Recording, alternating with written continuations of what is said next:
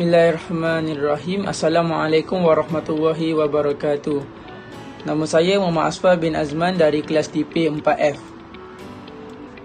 Bagi pengenalan kepada Seksyen 28 Akta Perihal Dagangan 2011 adalah berkaitan kuasa untuk mentakrifkan istilah dan menghendaki supaya maklumat diberikan jika ternyata pada menteri.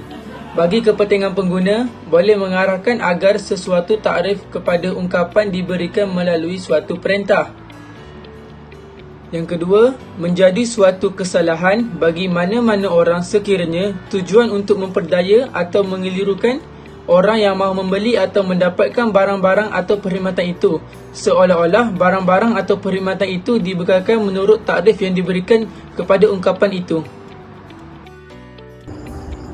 Saya Wamara Isyadiah binti Wan Zuraidi akan meneruskan pembentangan ini untuk Per 2 Perintah Perihal Dagangan 2011. Untuk Per 2 terdapat 3 takrifan. Yang pertama, takrifan hukum syarak, yang kedua, takrifan makanan dan yang ketiga adalah takrifan perkhidmatan. Takrifan hukum syarak bermaksud undang-undang Islam dalam mazhab Imam Syafi'i atau juga dari mazhab lain iaitu daripada Hanafi, Maliki dan Hambali. Untuk yang kedua adalah takrifan makanan yang bermaksud barang yang dikilangkan, dijual atau digambarkan untuk digunakan sebagai makanan, minuman bagi kegunaan manusia atau juga yang dimasukkan dan digunakan dalam komposisi penyediaan pengawitan bagi makanan minuman kegunaan manusia. Seperti yang telah dijelaskan, yang terakhir adalah takrifan perkhidmatan yang bermaksud pengangkutan, penyimpanan, pemprosesan bahan mentah, penyajian, perujukan makanan atau barangan tersebut. Assalamualaikum warahmatullahi wabarakatuh. Nama saya Aisyah Nurdini binti Muhammad Amin. Saya akan menerangkan tentang perenggan 3 dalam Perintah Perihal Dagangan Takrif Halal 2011. Pada perenggan 3 Sab 1 menerangkan tentang takrifan makanan atau barang-barang halal.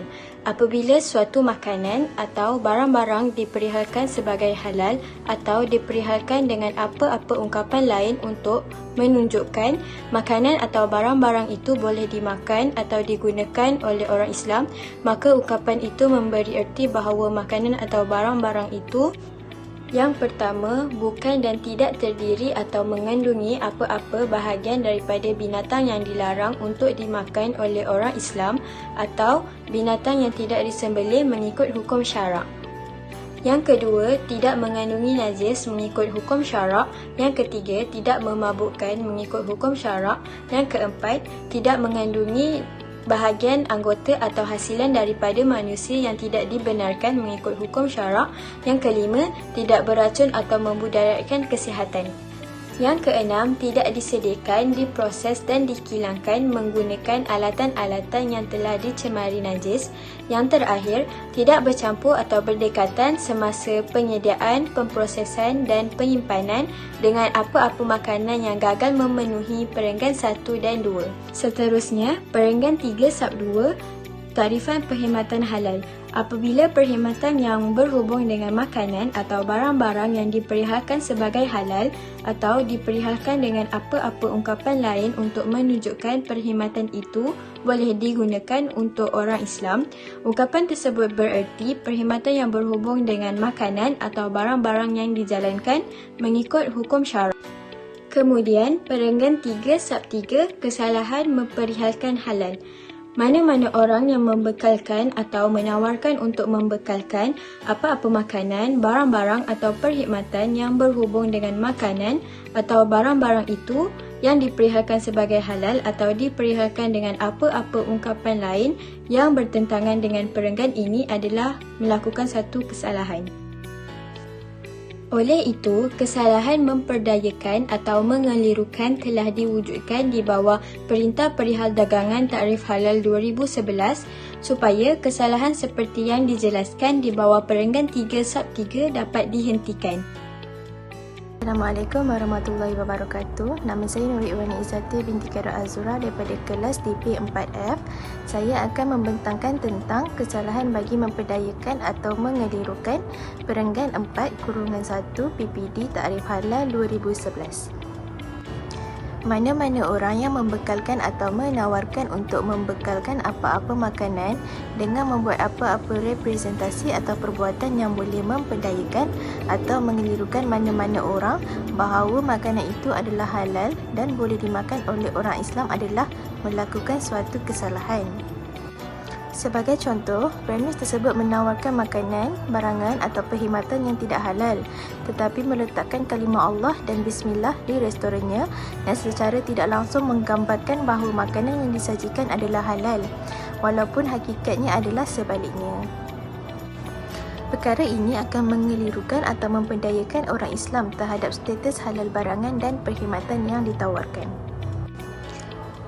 Bagi maksud representasi atau perbuatan, termasuklah penggunaan ayat-ayat suci Al-Quran atau apa-apa perkara atau objek yang berhubung dengan agama Islam, sama ada di premis di mana makanan itu dijual atau di bekas di mana makanan itu dibekalkan. Assalamualaikum. Nama saya Muhammad Danish Aiman bin Zulkifli dari kelas DP4F. Untuk penalti bagi kesalahan di bawah PPD takrif halal terbahagi kepada dua jenis, iaitu pertubuhan perbadanan dan bukan pertubuhan perbadanan. Penalti di bawah perenggan 5 PPD takrif halal bagi pertubuhan perbadanan terdapat dua kesalahan, iaitu kesalahan kali pertama dan kesalahan kali kedua. Bagi kesalahan kali pertama, denda tidak melebihi RM5 juta dan kesalahan kali kedua tidak melebihi RM10 juta. Penalti di bawah perenggan 5 PPD takrif halal bagi bukan pertubuhan perbadanan pula terdapat dua kesalahan, iaitu kesalahan kali pertama dan kesalahan kali kedua. Untuk kesalahan kali pertama, denda tidak melebihi RM1 juta atau tidak melebihi 3 tahun penjara. Kesalahan kali kedua pula tidak melebihi RM5 juta atau tidak melebihi 5 tahun penjara. Implikasi Perintah Perihal Dagangan Takrif Halal 2011. Yang pertama, penalti yang dikenakan di bawah perintah ini merupakan penalti yang tertinggi. Yang kedua, melalui Seksyen 28 tersebut memperuntukkan iaitu Menteri berkuasa untuk menetapkan kesalahan bagi mana-mana orang yang memperdayakan atau mengelirukan orang awam bahawa barangan yang ditawarkan menepati takrifan yang dibuat oleh menteri di bawah seksyen ini. Yang ketiga, tindakan boleh diambil terhadap mana-mana orang yang memperdayakan orang ramai bahawa produk yang ditawarkan adalah halal untuk digunakan. Keempat, penguatkuasaan peraturan ini akan dapat mengelakkan pengguna daripada dikelirukan atau diperdayakan oleh ungkapan tertentu yang jelas bercanggah dengan barangan dan perkhidmatan yang ditawarkan, khususnya yang berkaitan dengan barangan dan perkhidmatan halal. Kelima, menghalang perbuatan self-declaration. Self-declaration di sini bermaksud apa-apa sahaja ungkapan, perkataan yang digunakan, termasuk juga melalui representasi atau perbuatan yang boleh dikaitkan oleh masyarakat sebagai halal adalah tidak dibenarkan lagi. Kesimpulan bagi PPD Takrif Halal 2011 yang terhasil daripada peruntukan tersebut adalah takrifan hukum syarak, takrifan makanan, takrifan perkhidmatan, takrifan makanan atau barang-barang halal, takrifan perkhidmatan halal, kesalahan memperihalkan halal, penalti di bawah kesalahan perenggan 5 PPD. Dan terakhir sekali ialah kesan PPD Takrif Halal 2011.